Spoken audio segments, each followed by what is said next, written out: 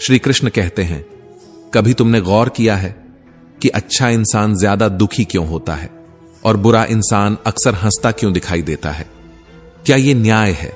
क्या यह वही कर्म फल है जिसका वादा ग्रंथों में किया गया था, या फिर यह संसार ही उल्टा लिखा गया है, जहां सच्चाई के आंसू बहते हैं और झूठी हंसी को ताज पहनाया जाता है?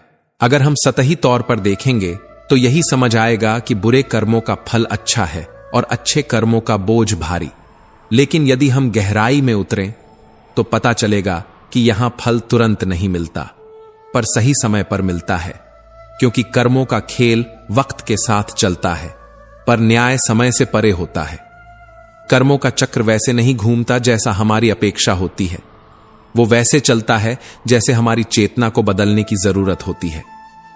अच्छा इंसान दुखी इसलिए होता है क्योंकि वह अपनी संवेदनाओं के बोझ को झेलता है। वो दूसरों के लिए महसूस करता है, दूसरों की पीड़ा उसकी आत्मा में समा जाती है, और यही उसका सबसे बड़ा उपहार है और सबसे बड़ी परीक्षा भी।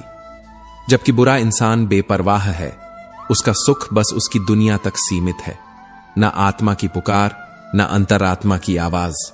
उसके पास सवाल नहीं है, इसलिए उसकी हंसी नकली नहीं लगती। पर याद रखो, जिसके पास सवाल नहीं होते उसके पास उत्तर भी कभी नहीं होते। इसलिए जब तुम्हें लगे कि तुम्हारे अच्छे कर्म तुम्हें दुख दे रहे हैं, तो समझ लो तुम्हारा जीवन गहराई की तरफ बढ़ रहा है। हर दर्द एक दृष्टि बनाता है, हर चोट एक चेतना जगाता है, और हर गलत अनुभव तुम्हें सही इंसान बनाने के लिए आता है। रिश्ते जो आज तुम्हें अपनापन देते हैं, वही कल परायापन भी दे सकते हैं, क्योंकि बहुत से लोग रिश्ते निभाते नहीं, बस इस्तेमाल करते हैं। इसलिए जरूरी है पहचानना कि कौन है जो तुम्हारे साथ दिल से खड़ा है, बिना शर्त, बिना स्वार्थ, बिना अपेक्षा। क्योंकि जब तुम जान लोगे कि असली मित्रता किसी लेन देन की चीज नहीं है, तब तुम रिश्तों की कदर करना सीखोगे, ना कि सिर्फ उनकी गिनती। और जो लोग दिल से तुम्हारे साथ होते हैं, उन्हें कभी खो मत देना, क्योंकि ये वो लोग होते हैं जो तुम्हारे लिए तब खड़े होते हैं जब पूरा संसार सवाल पूछता है। पर जीवन में फर्क इस बात से नहीं पड़ता कि तुम्हारे पास कितने लोग हैं, फर्क इस बात से पड़ता है कि किस वक्त कौन तुम्हारे साथ है। अब जरा सोचो, हर इंसान में खूबी भी होती है और खामी भी, पर नजर किसकी है? जो तराशता है उसे खूबी नजर आती है, जो तलाशता है उसे खामी नजर आती है। यह जीवन एक ऐसा आईना है जो तुम्हारी आंखों के साफ होने पर ही सच दिखाता है। जिसने आंख में लालच भर लिया, उसे हर इंसान अधूरा दिखेगा, और जिसने आंख में प्रेम भर लिया, उसे हर इंसान पूर्ण लगेगा, चाहे वो टूटा क्यों ना हो। एक शुक्राना, एक मुस्कुराना और एक किसी का दिल न दुखाना। अगर सिर्फ ये 3 बातें याद रखी जाएं, तो इंसान को सुख की तलाश में कभी दर दर भटकना नहीं पड़ेगा। पर हम क्या करते हैं? हम शब्दों में कटुता भरते हैं, आंखों में अविश्वास और पैरों में वह बेचैनी जो हमें कहीं टिकने नहीं देती। हम जीवन को दुखी बनाते हैं सिर्फ इसीलिए क्योंकि हमने अपने भीतर शांति को बैठने नहीं दिया। इससे पहले कि हम इस विषय को गहराई से समझें, आपसे अनुरोध है कि इस वीडियो को अंत तक देखें। यदि आपको हमारा यह प्रयास पसंद आए तो वीडियो को लाइक करें और नीचे कमेंट में जय श्री राधे कृष्ण अवश्य लिखें। साथ ही अगर आपने हमारे चैनल को अभी तक सब्सक्राइब नहीं किया है तो अभी सब्सक्राइब करें और बेल आइकॉन जरूर दबाएं, ताकि हमारी हर नई प्रेरणादायक वीडियो सबसे पहले आप तक पहुंचे। बहुत पुराने समय की बात है। एक छोटे से गांव में एक दुखी परिवार रहता था, जो अपने आप में एक अनूठी कहानी लिए हुए था। उस परिवार में 7 लड़के और एक लड़की थे, 8 भाई बहन, जिनका जीवन कठिनाइयों और संघर्षों से भरा हुआ था। उनके माता पिता का देहांत बहुत जल्दी हो गया था, जब वे सभी अभी छोटे थे। इस असमय आई विपदा ने उन बच्चों को कम उम्र में ही बड़े होने के लिए मजबूर कर दिया था। माता पिता के बिना जीवन की शुरुआत उनके लिए आसान नहीं थी। घर चलाने की जिम्मेदारी, भोजन का इंतजाम और एक दूसरे का सहारा बनना, ये सब उनके लिए नई चुनौतियां थीं। शुरुआती दिनों में उन्हें गुजारा करने में बहुत मुश्किलें आईं। भूख, ठंड और अनिश्चितता उनके रोजमर्रा के जीवन का हिस्सा बन गई थी। लेकिन जैसे जैसे समय बीतता गया, ये 8 भाई बहन अपने दुखों से ऊपर उठने लगे। उन्होंने अपने हालात से लड़ना और उसमें ढलना सीख लिया था। कठिन परिस्थितियों ने उन्हें एक दूसरे के और करीब ला दिया था और अब वे माता पिता के बिना भी जीने की कला में पारंगत हो चुके थे। उस गांव में ये 7 भाई और उनकी एकमात्र बहन बड़े प्यार और सौहार्द के साथ रहते थे। उनका आपसी रिश्ता इतना मजबूत था कि दूर दूर तक उनकी मिसाल दी जाती थी। हर सुबह जैसे ही सूरज की पहली किरणें गांव की मिट्टी को छूती, 7 भाई शिकार के लिए जंगल की ओर निकल पड़ते। उनके कंधों पर मजबूत धनुष, हाथों में भाले और आंखों में एक दूसरे के लिए विश्वास और जिम्मेदारी का भाव होता था। वे जंगल के गहरे और खतरनाक रास्तों पर चलते, जहां कभी घने पेड़ों की छाया होती तो कभी जंगली जानवरों की दहाड़ सुनाई देती। दूसरी ओर उनकी बहन घर पर रहकर सबके लिए दिन भर की तैयारी में जुट जाती थी।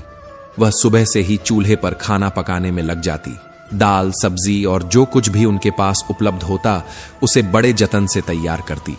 इसके अलावा वह घर के बाकी काम भी संभालती। झाड़ू लगाना, पानी भरना, कपड़े धोना, सब कुछ वही करती थी। उसकी मेहनत और लगन से घर में एक तरह की शांति और व्यवस्था बनी रहती थी। शाम को जब 7 भाई जंगल से लौटते, उनके साथ बड़े बड़े शिकार होते, कभी हिरण, कभी सुअर तो कभी जंगली पक्षी। उनके चेहरों पर थकान के साथ साथ संतुष्टि का भाव भी झलकता था, क्योंकि वे जानते थे कि उनकी मेहनत से घर में कोई कमी नहीं रहेगी। बहन अपने भाइयों के लाए हुए शिकार को देखकर खुश होती और उसे बड़े चाव से पकाती। वह मांस को मसालों के साथ इस तरह तैयार करती कि उसकी खुशबू पूरे घर में फैल जाती। फिर सारे भाई बहन एक साथ बैठकर भोजन करते, हंसते बातें करते और अपने दिन की कहानियां साझा करते। उस भोजन में सिर्फ स्वाद ही नहीं, बल्कि उनका आपसी प्यार और एकता भी शामिल होती थी। हर कौर के साथ उन्हें तृप्ति का एहसास होता और यह रोज का नियम बन गया था। इस तरह उनके दिन गुजरते थे, कभी मुश्किलों से भरे, कभी सुख के छोटे छोटे पलों से सजे, लेकिन हमेशा एक दूसरे के सहारे। एक दिन की बात है, सूरज ढलने को था और आसमान में नारंगी रंग की छटा बिखर रही थी। 7 भाई हमेशा की तरह जंगल में शिकार के लिए गए हुए थे। घर पर बहन अपने काम में व्यस्त थी।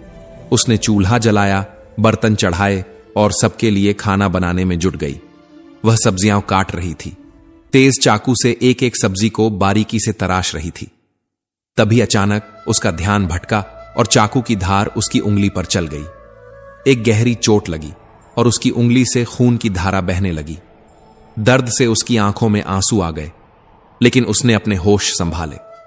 खून को देखकर वह घबरा तो गई, पर उसका पहला ख्याल अपने भाइयों के लिए था।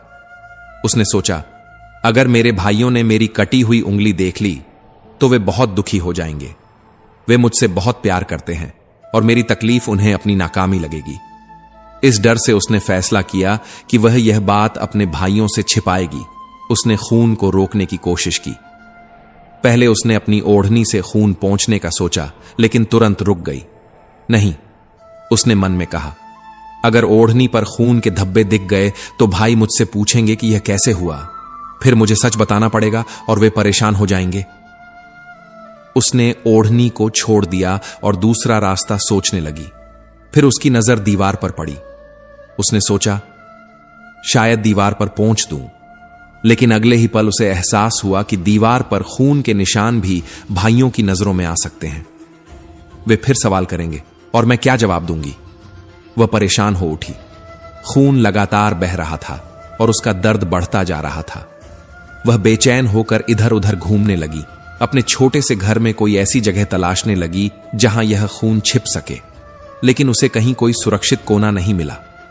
आखिर में उसने कोई उपाय न मिलने पर अपने बहते खून को उसी सब्जी में मिला दिया जो वह भाइयों के लिए बना रही थी। उसने सोचा कि इससे खून के निशान छिप जाएंगे और भाइयों को उसकी चोट का पता भी नहीं चलेगा। वह सब्जी को अच्छे से पकाने लगी ताकि कोई शक न रहे। शाम को जब 7 भाई जंगल से थके हारे लौटे तो बहन ने उनके सामने खाना परोस दिया। उस दिन की सब्जी में कुछ ऐसा स्वाद था कि 7 भाइयों की उंगलियां चटखने लगीं। हर कौर के साथ वे बहन की पाक कला की तारीफ करने लगे। ऐसा स्वादिष्ट खाना तो हमने पहले कभी नहीं खाया, एक भाई ने कहा। दूसरा बोला, बहन तुमने आज कमाल कर दिया। तारीफ सुनकर बहन के चेहरे पर हल्की मुस्कान आई, लेकिन मन ही मन वह थोड़ी परेशान थी। उसे डर था कि कहीं भाई सच न जान जाए। फिर भी उसकी खुशी इस बात से थी कि भाई संतुष्ट और प्रसन्न थे। उस रात सातों भाई दिन भर की मेहनत से थके हुए थे, सो खाना खाकर जल्दी ही सो गए। अगली सुबह सूरज निकलते ही सातों भाई रोज की तरह जंगल की ओर शिकार के लिए निकल पड़े। रास्ते में कुछ दूर चलने के बाद उन्हें प्यास लगी। पास ही एक झील थी, जिसका ठंडा पानी पीकर वे तरोताजा हो गए। फिर एक बड़े पेड़ की छांव में बैठकर वे आपस में बातें करने लगे। बातों बातों में कल रात की सब्जी का जिक्र छिड़ गया। वह स्वाद कुछ अलग ही था, एक भाई ने कहा। दूसरा बोला, हां, ऐसा लग रहा था जैसे उसमें कोई जादू था। तीसरा हंसते हुए बोला, हमारी बहन सचमुच कमाल की है। आज घर जाकर उससे जरूर पूछेंगे कि उसने ऐसा क्या मिलाया था कि सब्जी इतनी लाजवाब बनी। सातों भाइयों के मन में उत्सुकता जाग उठी।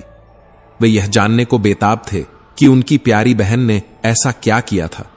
शाम को जब वे जंगल से लौटे तो घर में कदम रखते ही फिर से बहन की तारीफों के पुल बांधने लगे। प्यारी बहन, बड़े भाई ने प्यार से कहा, कल रात की सब्जी में तुमने ऐसा क्या डाला था? वह स्वाद आज भी हमारे जीभ पर है। बहन ने पहले तो टालने की कोशिश की। वह नहीं चाहती थी कि भाइयों को उसकी चोट का पता चले, क्योंकि उसे डर था कि वे दुखी हो जाएंगे। उसने हल्के से मुस्कुराते हुए कहा, कुछ खास नहीं भैया, जैसा रोज बनाती हूं वैसा ही बनाया था। लेकिन बड़ा भाई कहां मानने वाला था। उसने जिद पकड़ ली और बोला, नहीं बहन, तुम आज सच बताओ। मुझे जानना है कि तुमने वह सब्जी इतनी स्वादिष्ट कैसे बनाई। बड़ा भाई आगे बढ़ा और गंभीर स्वर में कहा, तुम्हें मेरी सौगंध है, सच बताना पड़ेगा। घर में बड़े भाई का बहुत सम्मान था, उसकी बात कोई टाल नहीं सकता था। बहन का मन भारी हो गया। वह जानती थी कि अब छिपाना मुश्किल है। आखिरकार उसने धीरे धीरे सारी बात खोल दी। उसकी आवाज में डर और शर्मिंदगी थी। भैया, उसने कहा, कल जब मैं सब्जी काट रही थी तो मेरी उंगली कट गई थी, खून बहने लगा था। मैंने सोचा कि अगर आप सबको पता चला तो आप दुखी होंगे, इसलिए मैंने उस खून को सब्जी में मिला दिया ताकि आपकी नजरों से छिप जाए। यह सुनकर सातों भाइयों के चेहरे पर पहले तो हैरानी छाई, लेकिन फिर 6 भाइयों के मन में एक अजीब विचार कौंधा। वे सोचने लगे, अगर इसके खून की चंद बूंदें इतनी स्वादिष्ट हैं तो इसका मांस कितना लजीज होगा। उस रात खाना खाने के बाद सातों भाई अपने अपने बिस्तरों पर सोने चले गए। सोते समय सभी भाइयों के बीच एक चर्चा छिड़ गई। बड़ा भाई बोला, अरे भाइयों, खून की कुछ बूंदें इतनी स्वादिष्ट हैं तो सोचो इसके शरीर का मांस कितना स्वादिष्ट होगा। बाकी भाइयों ने बड़े भाई की बात से सहमति जताई, लेकिन सबसे छोटे भाई को यह बात बिल्कुल गलत लगी। फिर भी बड़े भाई का सम्मान रखते हुए उसने कुछ नहीं कहा। अगले दिन जब सातों भाई शिकार के लिए निकले तो उन्होंने एक योजना बनाई कि वे अपनी बहन को मारकर उसका मांस पकाएंगे और खाएंगे। उनका मानना था कि बहन का मांस बहुत स्वादिष्ट होगा। 7वें भाई को अपने बड़े भाइयों की यह योजना पसंद नहीं आई। वह अपनी बहन को बचाने के लिए बेचैन हो उठा, लेकिन 6 भाइयों के एकजुट होने के कारण वह खुलकर विरोध नहीं कर सका। सभी भाइयों ने मिलकर एक टीले पर बांस और पत्तियों से एक चबूतरा बनाया, जिसे उन्होंने चांद नाम दिया। उनकी योजना थी कि बहन को बहला फुसलाकर वहां ले जाएंगे और तीर मारकर उसकी हत्या कर देंगे। फिर वे उसका मांस खाएंगे। अगले दिन बड़े भाई ने अपनी बहन से कहा, मेरी प्यारी बहन, अब तुम बड़ी हो गई हो और शादी के लायक बन गई हो। हमने तुम्हारे लिए एक सुंदर वर ढूंढा है। आज हम उसे और उसका घर देखने जा रहे हैं। तुम भी हमारे साथ चलो। शादी की बात सुनकर बहन बहुत खुश हुई और तुरंत तैयार होकर भाइयों के साथ चल पड़ी। काफी देर चलने के बाद जब बहन थक गई तो उसने बड़े भाई से पूछा, भैया, मेरा ससुराल अब कितना दूर है? बड़े भाई ने जवाब दिया, बस थोड़ी देर में पहुंच जाएंगे, देखो वह दूर से दिखाई दे रहा है। ऐसा कहते हुए उसने टीले पर बने चांद की ओर इशारा किया और बोला, वह तुम्हारा ससुराल है जहां तुम राज करोगी। यह सुनकर बहन आनंद से भर उठी। चांद पर पहुंचने के बाद बड़े भाई ने छोटे भाइयों को आदेश दिया, अपनी बहन को रस्सी से बांस के खंभे के साथ बांध दो। सभी भाइयों ने मिलकर बहन को जल्दी से बांध दिया। अपने ही भाइयों को हत्यारे के रूप में देखकर बहन का हृदय चीत्कार कर उठा। वह ईश्वर को याद करते हुए बोली, हे ईश्वर, अब तुम ही मेरा सहारा हो। मेरे 7 भाई मेरी हत्या करना चाहते हैं। इनमें से एक भी ऐसा नहीं है जिसके दिल में मेरे लिए दया या प्रेम हो। बहन ने सोचा। 7वें भाई को अपनी बहन की पुकार सुनकर दया आ गई, लेकिन 6 भाइयों का विरोध करने का साहस वह जुटा नहीं पाया। बहन को बांधने के बाद बड़े भाई ने सभी को बारी बारी से उस पर तीर चलाने का आदेश दिया। सबसे पहले बड़ा भाई धनुष बाण लेकर आगे बढ़ा। बहन ने हाथ जोड़कर करुण स्वर में कहा, मारो भैया, छाती पर निशाना साधो, तुम्हारा तीर जंगल में चला जाए। बड़े भाई ने कठोरता दिखाते हुए तीर छोड़ा, लेकिन उसका निशाना जो हमेशा अचूक रहता था आज चूक गया। फिर दूसरा भाई तैयार हुआ। बहन ने उसके सामने भी वही करुण गीत गाया। उसका तीर भी निशाने से भटक गया।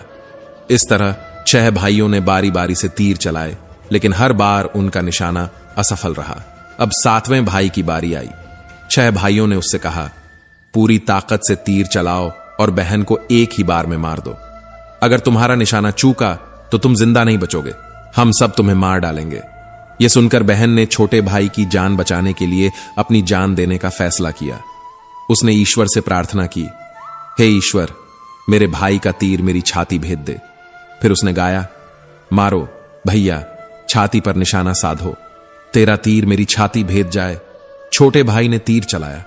तीर बहन के माथे पर लगा। वह दर्द से तड़पी और कुछ देर बाद उसने प्राण त्याग दिए। 7 भाइयों ने मिलकर बहन के मृत शरीर को नीचे उतारा। इसके बाद 6 भाइयों ने उसके शरीर के छोटे छोटे टुकड़े कर दिए। बड़े भाई ने 7वें भाई को जंगल से लकड़ी और पानी लाने का आदेश दिया। छोटा भाई लकड़ी और पानी के साथ कुछ मछलियां और केकड़े भी ले आया। वह मन ही मन बहुत दुखी था, क्योंकि उसके भाई बहन का मांस बड़े चाव से पका रहे थे। छोटे भाई ने चतुराई दिखाई। उसने बहन के मांस के साथ मछली और केकड़े भी पकाने के लिए डाल दिए, ताकि वह उसे खाने से बच सके। जब चावल और मांस तैयार हुए तो छोटे भाई ने अपने बैठने की जगह पर एक छोटा गड्ढा खोद लिया। उसने बहन के मांस को चुपके से उसमें डाल दिया और खुद मछली व चावल खाने लगा। बाकी 6 भाई बहन की हड्डियां चबाने लगे, जबकि छोटा भाई चुपचाप केकड़ा चबाने लगा। जब सबने बहन के मांस से अपना पेट भर लिया तो बड़े भाई ने 7वें भाई से कहा, जूठन साफ कर दो। छोटे भाई ने बहन की बची खुची हड्डियां, सिर, नाखून और अन्य अवशेष इकट्ठे किए और एक गड्ढे में डालकर मिट्टी से ढक दिया। कुछ समय बाद जहां बहन के अवशेष दफनाए गए थे, वहां एक बांस का पौधा उगाया। धीरे धीरे वहां बांसों का झुरमुट बन गया। एक दिन एक संत वहां आए और उस झुरमुट के नीचे ध्यान करने बैठ गए। तभी आकाशवाणी हुई, संत, यहां दुर्गंध आ रही है। यह आवाज बार बार सुनाई दी। संत ने उस स्थान को साफ किया, एक बांस काटा और अपने साथ ले गए। संत ने उस बांस से एक सुंदर बांसुरी बनाई। वे दिन भर गांव गांव जाकर बांसुरी बजाते और भिक्षा मांगते। भिक्षा के बदले वे लोगों को उपदेश देते। एक दिन संत उस गांव में पहुंचे जहां 7 भाई रहते थे। सबसे पहले वे बड़े भाई के द्वार पर गए और बांसुरी बजाई। बांसुरी से आवाज निकली, हे भाई, सबसे बड़ा दुश्मन नहीं, बाजो रे बांसुरी। दया और प्रेम छोड़कर रिश्तों में दाग लगाया, बाजो रे बांसुरी। यह करुण धुन सुनकर बड़ा भाई घबरा गया। उसने अपनी पत्नी से कहा, इस संत को तुरंत भिक्षा दो और विदा करो। पत्नी ने वैसा ही किया। फिर संत बारी बारी से बाकी 5 भाइयों के घर गए। हर बार बांसुरी वही गीत सुनाती। 6 भाइयों के मन में डर समा गया कि कहीं उनका अपराध उजागर न हो जाए। सभी ने अपनी पत्नियों से संत को जल्दी भिक्षा देकर विदा करने को कहा। अंत में संत 7वें भाई के द्वार पर पहुंचे। 7वां भाई कुंवारा था और अकेला रहता था। जब योगी बाबा 7वें भाई के द्वार पर आए तो बांसुरी बोल उठी, बाजो रे बांसुरी, मेरे सबसे छोटे भाई के घर। मेरे प्यारे भाई ने मन की बात छुपा कर रखी, बाजो रे बांसुरी, यही है मेरा सबसे सच्चा भाई। ये प्यारी और हृदय स्पर्शी धुन सुनकर छोटे भाई ने योगी को सम्मान से घर में बुलाया और जलपान से उनका सत्कार किया। फिर उसने बांसुरी के बारे में पूछा। योगी ने बांसुरी की उत्पत्ति की कहानी सुनाई, कैसे उन्होंने बांस काटा आकाशवाणी सुनी और इसे बनाया। छोटे भाई ने विनम्रता से बांसुरी मांगी। योगी ने उसे वह बांसुरी सौंप दी और चले गए। छोटे भाई ने बांसुरी को अपने बिस्तर के सिरहाने स्वच्छ स्थान पर रखा। उसने वहां धूप दीप जलाकर सम्मान किया। कुछ दिनों बाद उसके घर में बदलाव दिखने लगा।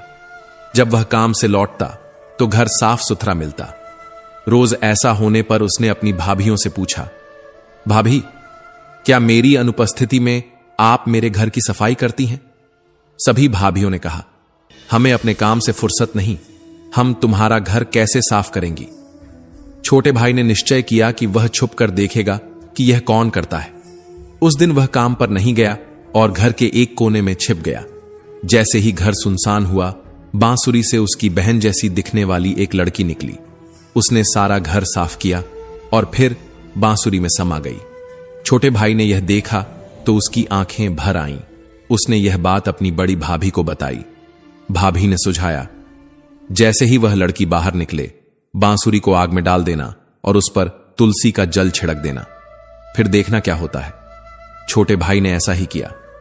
लड़की के बाहर निकलते ही उसने बांसुरी को आग में डाला और उस पर तुलसी का जल छिड़का।